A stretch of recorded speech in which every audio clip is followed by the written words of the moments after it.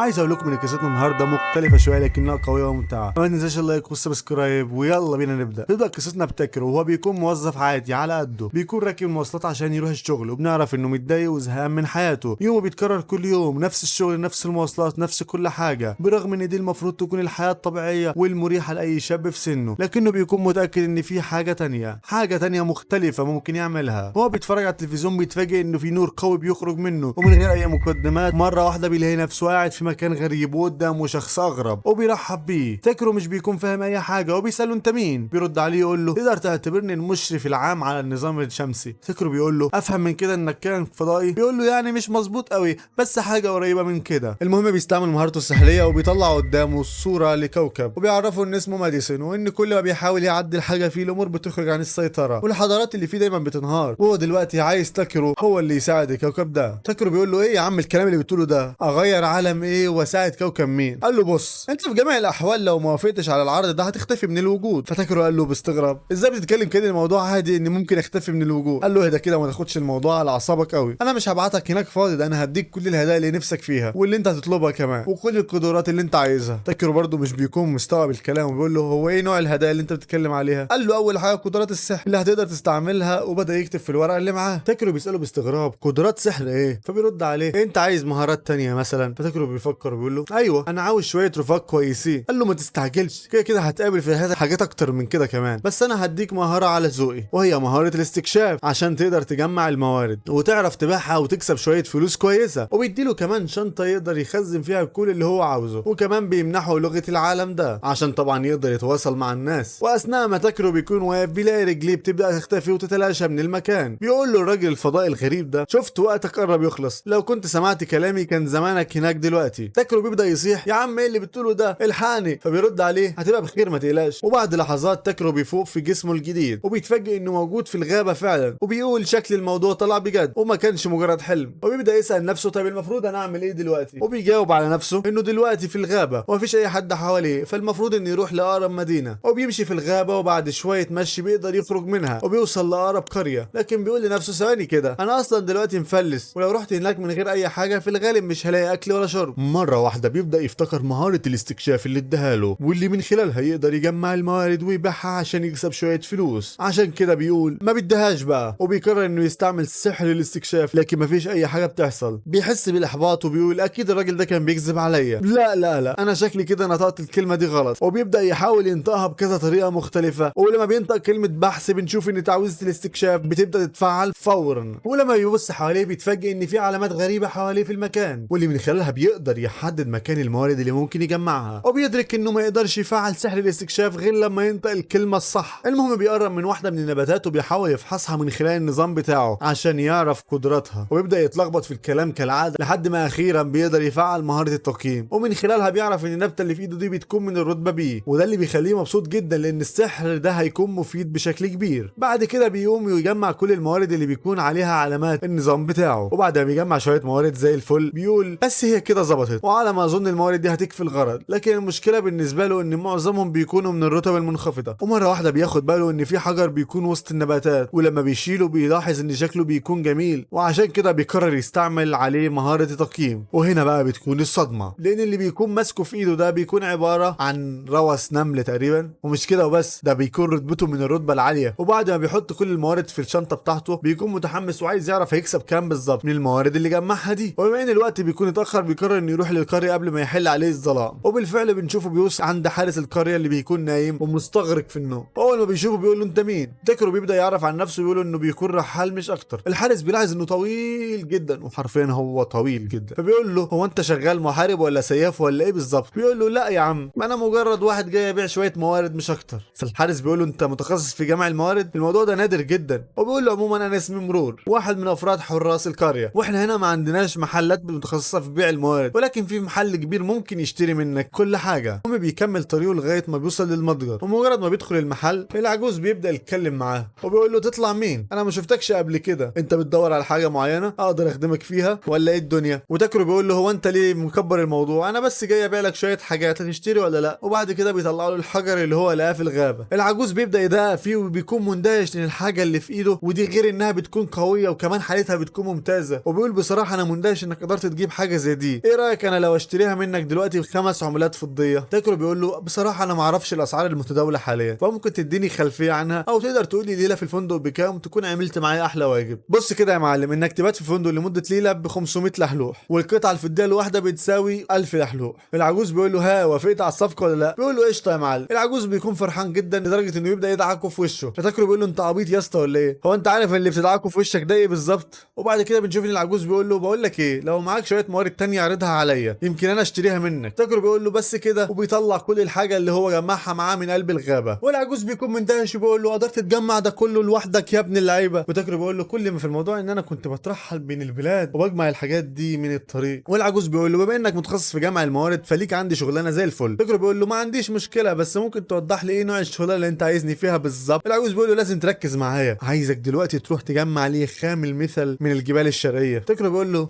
الاقي معاك خريطه للمكان ده؟ العجوز بيرد يقول له سهله وبسيطه، وانهم بيكونوا اتفقوا بيقوم يطلع له رزمه من اللحاليح وبيقول له ايه رايك يا معلم انك تاخد في مقابل الموارد اللي انت جبتها لي النهارده 350,000؟ فالعجوز بيقول له بس بص قبل ما تروح هناك بحب احذرك ان في وحوش كتير جدا متواجده هناك، ووضعك كشاب لسه الشباب وقوي انا مش قلقان من الناحيه دي. المهم بعد ما صاحبنا بيخرج من عند العجوز بيقرر انه يروح لاقرب فندق، وبيكون نفسه انه ياخد دش حلو عشان يرتاح. واثناء ما هو بيكون قاعد بنشوف ان في بنت صغيره بتدخل عليه وبتعرفه انها جابت له شويه ميه سخنه، وان النزل بتاعها بيوفر الخدمه دي بمقابل مادي بسيط. تاكرو بيكون بيستغرب من الموضوع، بيقول لها ثواني كده المفروض اعمل ايه بالميه دي بالظبط؟ بتقول له مفيش داعي اقول لك برضه، بس المفروض انك تغسل جسمك ايدك وشك والكلام ده، وبانك مغامر وعمال تلف وتتعب نفسك عمال على الفاضي، فالمفروض يعني انك تكون حابب تنظف نفسك شويه ما تبقاش معفن. تاكرو بيقول لها فعلا انا اصلا عايز اخد دش، هو الحمام فين؟ بنت بتقول له حمام؟ حمام ايه اللي بتتكلم عليه؟ الحاجات دي عند النبلاء بس. تاكرو هنا بياخد الصدمه بجد وبيقول لها هو انتوا ليه كل شويه تفاجئوني بحاجات غريبه كده؟ بتقول له انا سمعت ان في بعض من السحرة بيكون عندهم قدرات سحريه يقدروا ينظفوا بيها نفسهم، حاجه كده اشبه بالدش السريع، لكن للاسف الكلام ده مش موجود في القريه بتاعتنا اصلا. تاكرو بيسمع الكلام ده وبيكون مندهش، بيقول لها يا ستي طب ما كنت تقولي من بدري. عشان كده بيقرر ياخد منها الميه السخنه وبيديها شويه فلوس وبيقول لها خديها ليكي. بعد ما البنت دي بتسيبه وتمشي بيبدا يتلخبط في التعويذ كالعاده لحد ما بيقدر اخيرا يوصل للتعويذ الصح، وفي اقل من لحظه الميه بتبدا تنضفه من كل حته. بعد ما بينتهي بنشوف ان الولد حرفيا بيلمع كانه لسه طالع من الوكاله، وبيكون فرحان جدا، ولكن بيقول لنفسه بما ان انا بحب الحمامات اصلا الكلام ده ما ينفعنيش في المستقبل. في تاني يوم بنشوف ان تاكرو بيقرر يروح للغابه ويبدا يجمع الموارد، وبيسهل عليه الموضوع ده هي مهاره التقييم والاستكشاف عشان يقدر يجمع الموارد اللي ليها قيمه عاليه. وهو بيجمع الموارد بياخد باله من علامه اول مره يشوفها بين الاعشاب، فبيقرب من العلامه دي وبيلاقي انها جثه قدامه. بيقرر يستعمل مهاره التقييم على الادوات اللي بتكون جنب الجثه دي، وبيلاقي انها بتكون قيمه جدا ولكن مش واضح هي بتكون من المستوى ايه بالظبط، وعشان كده بيقرر ياخد القلاده اللي بتكون مرميه على الارض دي وبيقوم يدفن الجثه، وبيقول انتوا عارفين ان اكرام الميت دفنه، وبيستمر يجمع في الموارد لحد ما بيحل عليه الليل. فعشان كده بيقرر انه يحوط نفسه بدايره وبيفعل فيها سحر الحواجز. بعد ما بيروق على حاله بيقرر انه يتعمق في الغابه دي اكتر لغايه ما بيوصل لغابه الاشجار البيضاء. الغابه دي بيكون ليها اسم كمان وبتكون معروفه بغابه التنين العتيق، وزي ما عرفنا من العجوز ان الغابه دي اصلا خطيره ومليانه بالوحوش، وبيكون عايز يتخطى الغابه دي عشان يوصل للجبال الشرقيه ويبدا يجمع خام المثل. المهم بيبدا يتوغل في الغابه ويستعمل سحر عشان يبدا ينور لنفسه، ومن خلال النباتات اللي بيبدا يجمعها بيعرف ان المنطقه دي ما فيهاش ولا وحوش ولا حتى اي كائن حي. عشان كده بيقرر انه يستغل الموضوع ده لصالحه ويبدا يتقدم في الغابه دي اكتر واكتر عشان يخرج منها في اسرع وقت ممكن. ولما بيخرج من الغابه بنشوف انه بيقع من على منحدر كبير، وبيكون لسه هيقع على رقبته ويتدغدغ، وبيحاول يستعمل سحر الطيران وبيبدا يهمس بالتعويذه لحد ما اخيرا بيقدر يفعلها. بفضل المهاره دي بيبدا ينزل على الارض بامان، ولما بيبص قدامه بيتفاجئ ان هو اصلا نزل في منجم وقدامه خامات كتير لازم انه يستخرجها. وبالفعل بنشوف انه ما بيضيعش وقت وبيطلع المنجل الصغير بتاعه ويبدا ينقب عن المعادن. اول حاجه بيقدر يستخرجها هو خام الفضه، وده اللي بيخليه متحمس جدا وبيعدي عليه شويه وقت كويسين، ولكن لغايه دلوقتي للاسف ما لقاش اي حاجه بتعبر عن الخام المثل. وعشان كده بيقرر انه يستعمل مهاره الاستكشاف بتاعته على اوسع نطاق، وبيقدر يحدد مكان شويه من الخامات ولكن بيكونوا في مكان اعمق عن البقيه. واثناء ما هو واقف ومن غير اي مقدمات بنشوف ان في هزه ارضيه بتحصل، وعشان كده بيقرر انه ما يضيعش وقت وبيبدا يستعمل سحر النيران عشان يفجر المكان ده. ولما الشعله بتاعته بتقرب من المكان ده اللي بيكون فيه الخامات بتنفجر، ولما بيقرب من الحفره اللي هو عملها بيتفاجئ انه بالفعل يقدر يجمع شويه من خام المثل، ولكن الكميه دي ما بتكونش كافيه وصغيره. هو بيكون واقف بنشوف ان في هزه ارضيه كمان بتحصل في المكان، عشان كده بيستعجل نفسه وبيبدا يستكشف المكان ده اكتر واكتر، ويبدا يتمشى ما بين الكهوف لغايه ما بيقدر يوصل لمكان بيكون طالع منه ضوء ازرق غريب. لما بيقرب من المصدر هنا انه بيشوف ميه صافيه جدا، وبيكون عنده فضول شديد ناحيه الميه دي، وعشان كده بيقرر انه يستعمل عليها مهاره التوقع التقييم، بيلاقي انها قوة سحرية بتكون من الرتبة اس، وده اللي بيخليه يكون في قمة الفرحة والدهشة، لان ده اعظم استكشاف قدر انه يستكشفه لغاية دلوقتي. ومن خلال مهارة التقييم بيقدر انه يعرف ان المية دي بتكون مشبعة بمية التنين العتيق، وعشان كده بيكون حابب انه ياخد شوية من المية دي. لكن في نفس الوقت بنبدأ نسمع صوت غريب بيبدأ يتكلم معاه وبيسأله انت ازاي تتجرأ انك تصحيني من نومي؟ ولكن بيتضح لينا ان تاكرو اصلا ما بيكونش سامع الصوت ده. مجرد ما بيلمس المية بنشوف ان في كائن غريب بيبدأ يخرج منها. تاكرو بيكون على نياته ومش فاهم اي حاجة من اللي بتحصل دي، وبيتفاجئ ان في تنين عملاق بيظهر قدامه وبيقول له انا مش بكلمك من بدري، ما تجاوب على اسئلتي، وفوق كل ده انا كمان مندهش انك قدرت تستحمل الضغط بتاعي على عكس التوقعات تماما. بنشوف ان تاكرو بيبدأ يعتذر للتنين ان هو دخل بيته بدون اذن، والتنين هو كمان بيكون مستغرب جدا مش فاهم الكائن اللي قدامه ده ايه. يقول له انت عبيط يا ابني، والله انت عبيط، بس تعالى هنا الاول انت تطلع ايه. صاحبنا بقى بيبدأ يعرف بنفسه وان هو بيكون اسمه تاكرو وبيكون واحد من البشر، والتنين بقى بيكون مندهش بيقول له انت انسان؟ ده انت طالع منك كمية سحر جامدة جدا لدرجة انها صحتني من السبات العميق اللي انا كنت فيه. تاكرو بيقول له قوة سحرية وقوية كمان؟ ايه يا عم اللي انت بتقوله ده؟ بصراحة انا مش فاهم منك اي حاجة. التنين بيقول له بقول لك ايه، بيعرفوا عن اسمه بيكون اسمه فلوديوس. تاكرو بيقول له ثواني يا عم فلوديوس، بقول لك ايه انا اقدر اناديك بس مفولو على طول عشان اسمك طويل ومش قادر